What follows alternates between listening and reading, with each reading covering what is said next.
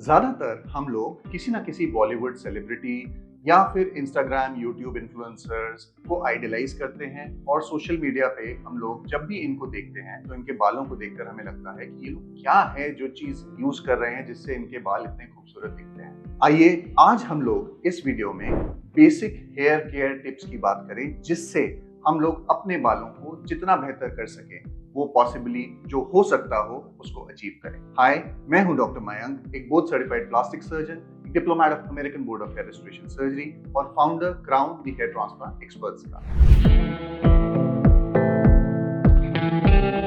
जब हम लोग हेयर केयर की बात करते हैं तो सेलिब्रिटीज बहुत ज्यादा हार्श केमिकल्स, एटमॉस्फेयर वगैरह से एक्सपोज होते हैं। जब उनकी शूटिंग्स होती हैं तो बहुत ज्यादा हाई इंटेंसिटी लाइट्स फोकस होती हैं जो भी आपके हेयर को डैमेज कर सकती हैं। Sun exposure, extremes of weather के डिफरेंसेस जो आते हैं कि बहुत ही ज्यादा गर्मी में या बहुत ही ज्यादा ठंड में जब शूट्स हो रही हैं, उसके अलावा किसी डिफरेंट रोल्स के लिए उनको केमिकल्स यूज करने पड़ते हैं जो हेयर को वॉल्यूमाइज करें या सेट करें, और कुछ लोगों को हेयर के पैचेस, विग्स, एक्सटेंशंस वगैरह लगाने पड़ते हैं। ये सब चीजें बालों को बहुत ज्यादा डैमेज करती हैं और हमें जो समझना है वो ये है कि ये चीज कभी भी अगर एक नॉर्मल इंसान करे तो उसके बालों को डैमेज होने के चांसेस बहुत ज्यादा है। तो क्या है ऐसा हेयर केयर जो इसके बावजूद उनको बहुत ही खूबसूरत बाल देते हैं? आइए हम इसके बारे में डिटेल में आज डिस्कस करें। जब हम बालों की केयर की बात करते हैं तो पहली चीज जो हमें समझनी है वो ये है कि बालों का स्ट्रक्चर कैसा है। बालों का स्ट्रक्चर जब हम एक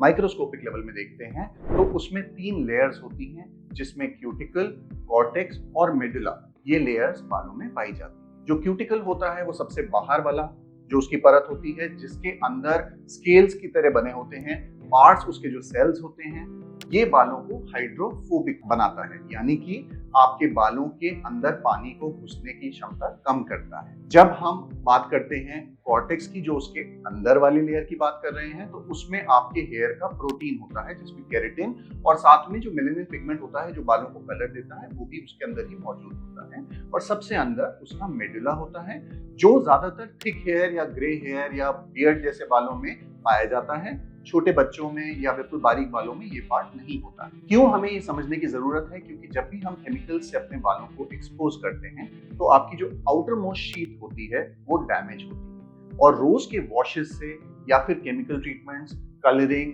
ब्लो ड्राइंग या फिर हॉट आयरन से उसको स्टाइल करना या कोई भी ऐसे ट्रीटमेंट्स से आपका आउटर जो क्यूटिकल की लेयर है, जो लिपिड लेयर होती है, वो डैमेज होती चली जाती है और अल्टीमेटली उसमें क्रैक्स आ जाते हैं जो कॉर्टेक्स तक जाते हैं और ये बालों की ब्रेकेज करता है, यानी इससे आपके बाल टूट सकते हैं। अगर हम केयर की बात शुरू करें तो पहली चीज जो हमें ध्यान रखना है, इसको मैंने सब हेडिंग्स में आप लोगों के लिए क्लासिफाई किया है। सबसे पहली चीज जो हमें समझनी है वो है आपकी स्कैल्प की केयर, यानी आपके बालों का जो एरिया है जहां से बाल आपके ग्रो हो रहे हैं उसको हम कैसे नरिश रखें और साफ रखें। स्कैल्प की हाइजीन बहुत ही जरूरी होती है। हमारा ये विश्वास होता है कि हम सोचते हैं कि अगर हम बालों को बहुत रूटीनली वॉश करेंगे या बहुत ज्यादा धोएंगे तो हमारे बाल झड़ जाएंगे या हेयर फॉल हो जाएगा। ये सब बिल्कुल ही मिथ्स हैं। इससे कोई भी आपके बालों का डैमेज होने का चांस नहीं होता है जब तक आप प्रॉपर शैम्पूज यूज करें। तो किस तरह के शैम्पूज हमें इस्तेमाल करने चाहिए? शैम्पूज ऐसे होने चाहिए जो पीएच बैलेंस्ड हो, माइल्ड हो, पैराबेन सल्फेट फ्री हो और उसके साथ में उसमें कम से कम फ्रेग्रेंसेस या प्रिजर्वेटिव्स मिले। जब आपके ऐसे माइल्ड शैम्पूज आप यूज करेंगे तो आपके बालों का डैमेज होने के चांस काफी कम हो जाएंगे। इसके अलावा हम एक डिटेल्ड वीडियो शैम्पूज के बारे में भी बनाने वाले हैं, उसको जरूर से देख लें। वो आपकी स्किन टाइप के हिसाब से आपका शैम्पू आपको बता सकता है। दूसरी चीज, जब हम अपने स्कैल्प को वॉश करने की बात करते हैं तो उसके बाद क्वेश्चन आता है हम उसको कैसे सुखाएं। तो टॉवल से जब बालों को बहुत जोर से रगड़ा जाता है तो उससे भी बालों का डैमेज होता है, उसकी आउटर शीट ड्राई हो सकती है, उससे बालों की ब्रेकेज हो सकती है। तो आइडियल वे ये होता है कि उसको थोड़ा टाइम दें सूखने के लिए। आप माइक्रोफाइबर के जो टॉवल्स होते हैं उसको यूज कर सकते हैं, जिसको जेंटली अपने स्कैल्प के अराउंड दबा के पैट करके और रख सकते हैं, जिससे वो प्रॉपरली आपके बालों को सूख लेगा। हेयर ड्रायर्स या फिर हॉट आयरन्स जो होती हैं उसको इस्तेमाल कम से कम करें, सिर्फ सोशल इवेंट्स के लिए। अगर आप रेगुलर बेसिस पे भी हेयर ड्रायर्स यूज करना चाहते हैं तो हेयर ड्रायर्स को कूल सेटिंग पे, उसकी गर्म हीट वाली सेटिंग पे यूज ना करें, उसको कूल सेटिंग पे यूज करें और उसको भी 10 से 12 सेंटीमीटर दूर रखते हुए अपने बालों को ड्राई करें। इससे काफी ज्यादा टाइम लगने वाला है। नॉर्मली अगर आप 2-5 मिनट में अपने बालों को सुखा लेते हैं तो इसमें आपको कम से कम 10-15 मिनट लगने वाले हैं, लेकिन इससे कम से कम आपके बालों का डैमेज नहीं होगा। जो हम केमिकल प्रोडक्ट्स यूज करते हैं जैसे कि जेल्स या फिर मूस या वैक्स, कोई भी ऐसी चीज नॉर्मली बालों की रूट के अंदर नहीं जाती है, लेकिन ये केमिकल एजेंट्स भी आपकी हेयर की आउटर शीट को डैमेज करते हैं। इसलिए बहुत एहतियात बरतिए, जब भी इसको यूज करें तो बहुत ही लिमिटेड वे में यूज करें। इंपॉर्टेंट फंक्शंस, इंपॉर्टेंट पार्टीज, ऐसी चीजों के लिए इस्तेमाल करें। रूटीनली रोज के लिए उसकी इस्तेमाल करना हमेशा बालों का डैमेज बढ़ा सकता है। हेयर की जनरल केयर के लिए अगर आप चाहते हैं कि कुछ देसी नुस्खे टाइप की चीज आप करना चाह रहे हैं, तो वैसे करके आपके हेयर के मास्क होते हैं जो आपको YouTube पे बहुत सारे वीडियोस मिल जाएंगे किस तरह से बनाया जाता है। कुछ लोग एलोवेरा बेस्ड मास्क बनाते हैं, कुछ एग्स बेस्ड मास्क बनाते हैं, कुछ ऑयल्स के कंटेंट के साथ होते हैं। तो इनमें से कोई भी चीज आप यूज कर सकते हैं। बेसिकली ये सब चीजें आपके बालों की कंडीशनिंग के लिए होती है। तो ये तो हुई बात सिर्फ आपके स्कैल्प की केयर के लिए। आपका हेयर जब रिफ्लेक्ट करता है आपकी केयर को, तो उसमें आपके शरीर के अंदर क्या हो रहा है वो भी आपके बालों को बहुत ज्यादा डिटरमिन करती है। यानी कि आपका न्यूट्रिशन कैसा है।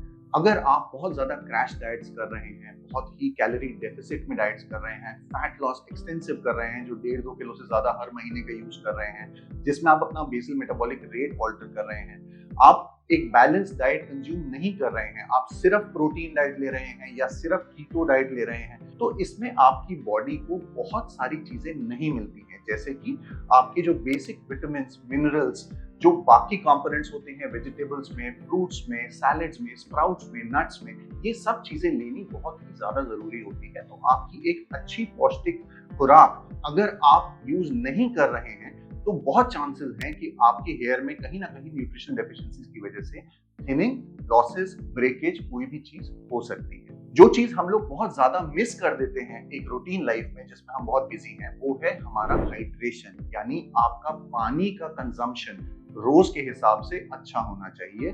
6 से 8 ग्लासेस एक नॉर्मल फिगर माना जाता है, लेकिन हर इंसान के लिए ये फिगर बिल्कुल डिफरेंट होता है। कुछ लोगों के लिए इतना अमाउंट काफी कम रहता है, कुछ लोग 3-3, 4-4 लीटर पानी पीते हैं, वो भी उनको कम पड़ता है। आप अपनी बॉडी के रिस्पॉन्स के हिसाब से अपना पानी सेट कर दें। अगर आपको बहुत ज्यादा भूख या बहुत ज्यादा प्यास लग रही है, बहुत चांसेस है कि आप डिहाइड्रेटेड हैं, इसलिए पानी का इंटेक डेफिनेटली काफी ज्यादा आपको बढ़ाकर रखना चाहिए।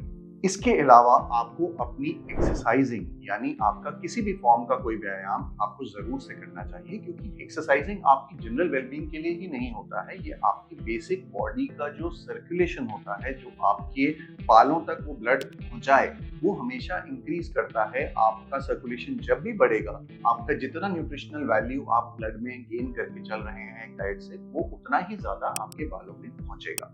इसलिए अपनी डाइट, अपनी एक्सरसाइज, अपने पानी को जरूर से बिल्कुल मॉनिटर करके अच्छी तरह से फॉलो करें। Last but not the least, आपको अपने बालों को डैमेज नहीं करना है। डैमेज किन चीजों से हो सकता है जो आप सिस्टमेटिकली कर रहे हैं, वो ये है कि आप अगर स्मोक कर रहे हैं जो बहुत ज्यादा नंबर में हो, जिससे आपका वेजोकंस्ट्रिक्शन हो रहा है, यानी आपकी ब्लड सर्कुलेशन कम हो रही है, आपके बालों को प्रॉपर न्यूट्रिशन नहीं पहुंच रही है जिसकी वजह से, या जो स्मोक के जो केमिकल्स हैं जैसे कि कार्बन मोनोऑक्साइड और निकोटीन के रिलेटेड जो साइड इफेक्ट्स होते हैं, टार के रिलेटेड जो साइड इफेक्ट्स होते हैं, ये सब चीजें आपके बालों को डैमेज करती हैं। अब अगर हम ये सोचें कि ये डैमेज हर इंसान जो स्मोक करेगा उसको होने वाला है, तो ऑब्वियसली ये नहीं होगा। लेकिन कोई अगर प्री डिस्पोज है जेनेटिकली अपने हेयर लॉस के साथ और वो भी एक्सटेंसिवली स्मोक कर रहे हैं, तो आप भी अपने बालों को डेफिनेटली डैमेज कर रहे हैं। इसलिए स्मोकिंग को बिल्कुल क्विट करें, एक्सेसिव अल्कोहल कंजम्पशन को अवॉइड करें, कोई भी और एडिटिव सब्सटेंस अब्यूज जैसे कि वीड हो गया या कोई भी ड्रग अब्यूज आपको नहीं करना है।